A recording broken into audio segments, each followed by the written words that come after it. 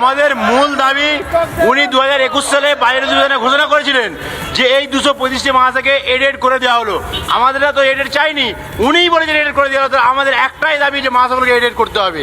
আর ছাত্রছাত্রীরা mid day meal পায় না। আজকের যুগে যেখানে উনি ঘোষণা করছেন যে মাদ্রাসার পাশে যে ছাত্র কুকুররা আছে, সেই কুকুর দিকে মিড ডে মিল দিতে হবে, তাহলে এই মাদ্রাসার ছাত্রছাত্রীরা কী অপরাধ করেছে যে তাদের ছাত্রছাত্রীদের মিড ডে মিল দেওয়া যাবে না?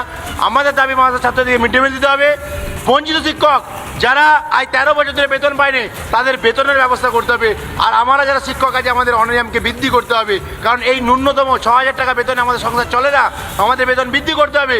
ন্যূনতম আমাদের 20,000 টাকা বেতনের ব্যবস্থা করতে হবে। না হলে কিন্তু আমাদের এই আন্দোলন চলবে। তার সঙ্গে যা দাবি উনি মানবেন, সমস্ত দাবির জিও অবিলম্বে প্রকাশ করতে হবে। এটাই আমাদের মূল দাবি। নমস্কার, গুড ইভিনিং। আমি Ashis Sengupta, English teacher and political analyst, বিশ্লেষক। তা এইবারে অনেক জায়গায় আওয়াজ উঠছে, শোনা যাচ্ছে যে এবারে নাকি তৃণমূল হেরে যেতে চলেছে, এবং তাই না, অনেকে আবার বলছে 3 নম্বরে নেমে যেতে পারে। বেশ অদ্ভুত শোনালেও এর পেছনে কিন্তু লজিক আছে। আসুন ডিসকাস করা যাক। 2019 থেকে তৃণমূলের ভোট যে জিতে আসছে, বারবার জিতেছে, প্রতিবার, তার একটাই কারণ, মুসলিম ভোট আছে 30%, আর সেই 30%-এর 90%, মানে 27% একদম বাঁধা তৃণমূলের ভোট বাক্সে গিয়ে পড়েছে। 2019 হোক, 2021 হোক, 2024 হোক, বা ছোটোখাটো পঞ্চায়েত মিউনিসিপ্যালিটি হোক, যদিও পঞ্চায়েত মিউনিসিপ্যালিটিকে ধরা উচিত না, ঠিক আছে। তা দেখা যাক 2019-এ যেবারে বিজেপি একদম ঘাড়ে নিঃশ্বাস ফেলেছিল, 18টা জিতেছিল আর একটাতে মাত্র 500 ভোটের তফাৎ ছিল, সেবারে বিজেপি কিন্তু 41.5% ভোট পেয়েছিল আর তৃণমূল 46.1 এরকম। সেবারে বিজেপি প্রায় টোটাল সমগ্র হিন্দু ভোটের 60% পেয়ে গেছিল।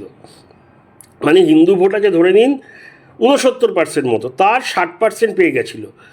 2021-এ সবচেয়ে বাজে ফল করে বিজেপি, মানে বিজেপি নাম্বার 2-তে আসার পর সেবারে 38-এর একটু কম পেয়েছিল, মানে 54%-এর মতো পেয়েছিল, এক্স্যাক্ট আমি হিসাব করিনি। আর টিএমসি সেবারে পেয়েছিল 48% ভোট। তার মানে 28% ছিল মুসলিম ভোট আর 20% ছিল হিন্দু ভোট। আর 2019-এ 27% ছিল মুসলিম, 19% হিন্দু। আর 2024 সর্বশেষ লোকসভা ভোটে টিএমসি পেয়েছিল 46%-এর একটু ওপরে, আর বিজেপি পেয়েছিল 39%-এর একটু ওপরে।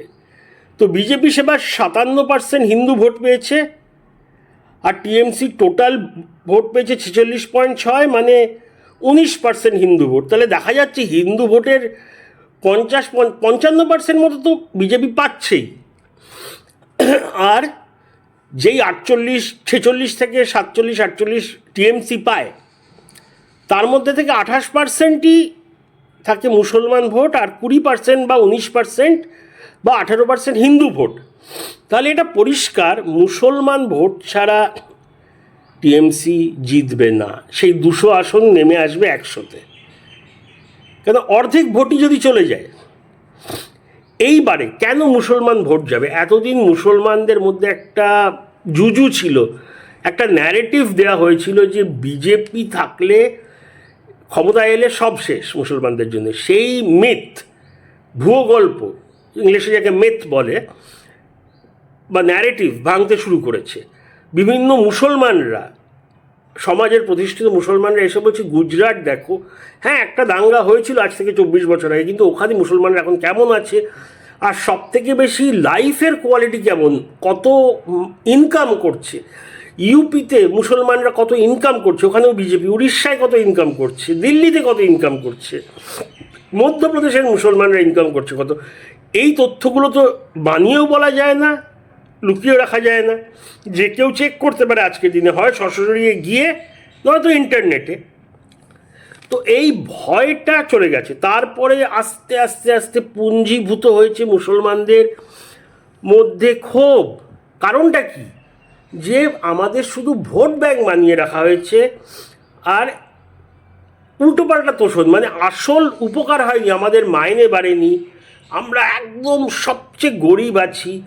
অন্য জায়গায় মুসলমানরা আমাদের থেকে অনেক বেশি টাকা পয়সা কামাচ্ছে, শুধু নামেই আমাদের কথা বলা হচ্ছে, এই কেউ হিজাব পড়ছে, কেউ টুপি পড়ছে, এইসব করে অন্য কমিউনিটিকে রাখাচ্ছে, কিন্তু আমাদের উপকার কিছু হচ্ছে না। এরপরে আসছি দ্বিতীয় কারণে, মুসলমান সমাজে ধর্মগুরুরা খুব ম্যাটার করে। ওরা এখানেই না, সব রাজ্যে ওরা বলে দেয় একে ভোট দাও, ওকে ভোট দাও, ওদের খুব মানে, ইমাম হোক ধর্মগুরু, আমি ঠিক জানি না কী নামে ওদের বলা হয়, উলেমা বোধ হয়। যাই হোক, এর মধ্যে ফুরফুরা শরীফ খুব বিখ্যাত, হুগলিতে যেটা আছে। ওখানকার সিদ্দিকিরা বলেছেন যে এইবারে হারবে তৃণমূল, এবং ওরা খালি একটা কথা বলে, মরছে মুসলিম, মারছে মুসলিম, জেলে যাচ্ছে মুসলিম, আমাদের ব্যবহার করা হচ্ছে, এটা বারবার ওরা বলছে। কিন্তু এছাড়া অন্য ইমামরাও বলছে, এতে একটা বড় প্রভাব এসছে। এছাড়া আমি যেই ভিডিওটা দেখালাম, মাদ্রাসার শিক্ষকরা 60-70 দিন ধরে আন্দোলন করছেন, আনএইডেড, মানে সরকারি বেসরকারি, মানে সরকারি সাহায্যপ্রাপ্ত মাদ্রাসা না, তাদের নাকি কথা দেওয়া হয়েছিল মাদ্রাসাকে সরকারি সাহায্যপ্রাপ্ত করে দেওয়া হবে, যেটা বললো। ওরা বসে আছেন অনশন বিক্ষোভ, এবং ওদের মাত্র নাকি 6,000 টাকা মাইনে দেওয়া হয়, 20,000 টাকা চাই, তো একটা বিশাল ক্ষোভ। তারপরে মিড ডে মিল পাচ্ছে না ওদের ছাত্ররা, এই নিয়ে আন্দোলন চলছে। তো বিভিন্ন সমাজের বিভিন্ন অংশে, শ্রেণী, মুসলমান সমাজে একটা ক্ষোভ বাঁধছে। এবার শুধু ক্ষোভ বাঁধলে হবে না, হতাশা হলে হবে না, একটা অল্টারনেটিভ বিকল্পও চাই। এইখানে আসছে সবচেয়ে বড় ফ্যাক্টর। আইএসএফ, যদিও ওরা নিজেদের সেকুলার বলে, ইন্ডিয়ান সেকুলার ফ্রন্ট, কিন্তু আইএসএফকে মুসলমানদের পার্টি হিসেবে দেখা হয়। তৈরি করেছিলেন আব্বাস সিদ্দিকি, এবং পার্টিটা চালায় নওশাদ সিদ্দিকি, ওনার ভাই।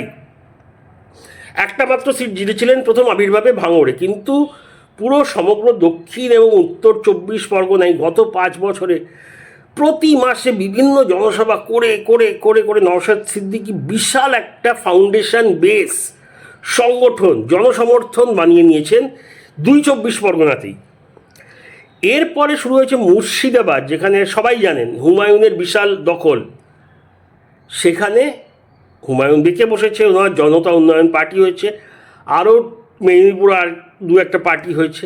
আর এদিকে আর 2টো মুসলমান গড়, মানে যেখানে মেজরিটি মুর্শিদাবাদ ছাড়া, মুর্শিদাবাদ তো সবচেয়ে বেশি মুসলমান থাকে, মালদা যেখানে 51-53% মুসলমান, আর উত্তর দিনাজপুরে বোধহয় মুর্শিদাবাদের থেকেও বেশি মুসলমান বা সমান, যদিও জনসংখ্যা অনেক কম। এই 2টো জায়গায় এআইএমআইএম, বা যাকে আমরা মিম বলে জানি, আসাউদ্দিন ওয়েসির পার্টি, গত 2 বছর ধরে একদম প্রচণ্ড শক্তি বাড়িয়েছে এবং তৃণমূলে বিশাল ভাঙন ধরিয়েছে। হাজারে হাজারে ছেড়ে মিম জয়েন করছে। তা এখন মুসলমানদের কাছে একটা অল্টারনেটিভ এসছে, যে একটা জোটের কথা হয়েছে, হুমায়ুন আর মিমের জোট তো হয়ে গেছে, বোধহয় আইএসএফের সাথেও হবে। তাহলে একটা বড় মুসলমান জোট যদি হয়ে যায়, তখন এই যে 30% মুসলমান ভোট আছে, তারা ভাববে এবারে তো আমাদের একটা শক্তি হয়েছে। আর ওরা বলছে যে আমরা ক্ষমতা এলে আমরা রাজত্ব না করতে পারি, কিন্তু আমাদের কথায় চলতে হবে, যেই পার্টি ক্ষমতায় আসুক কেন, আমরা একটা বড় অংশ, এই 75 থেকে 90 মতো সিট পাবো। তা এই কথায় প্রভাবিত হয়ে যদি মুসলমান ভোট চলে যায়, এবং মুসলমান ভোট সব বলছি না, যা পাচ্ছে তার থেকে 30%ও কেটে যায়, যদি তৃণমূলের ভোট কিন্তু এই 46-48 থেকে সোজা নেমে আসবে 37% বা 36%-এ। তখন মানে ওই যে অনেকে বলছে না তৃতীয় হয়ে যাবে, সেই অবস্থাও আছে। তবে যদিও সবাই বলছে, নেতারা বিরোধীরা, যে এবারে মুসলমান ভোট বদলে যাবে, কিন্তু যতক্ষণ না ভোটটা হচ্ছে বা কয়েকটা ওই জনসমীক্ষা আসছে, বলা যাবে না। এটা তখনই বলা যাবে, পাকাপাকিভাবে বলা যাবে ভোটের পর, আর তারপরে বিভিন্ন বড় বড় সংস্থার জনসমীক্ষাগুলো, যেগুলোকে ওপিনিয়ন পোলস বলে, ওগুলো আসার পরে। তবে যথেষ্ট বিক্ষোভ দেখা দিয়েছে মুসলমানদের মধ্যে, এবং এই নতুন জোট, ক্ষমতাশীল জোট, মুসলমান ভোট ভাগ করে দিতে পারে খুব বিশালভাবে। তো এটাই বলার ছিল। আপনারা জানাবেন আপনাদের মতামত। অনেক অনেক ধন্যবাদ। Jai Hind, bye bye, thank you.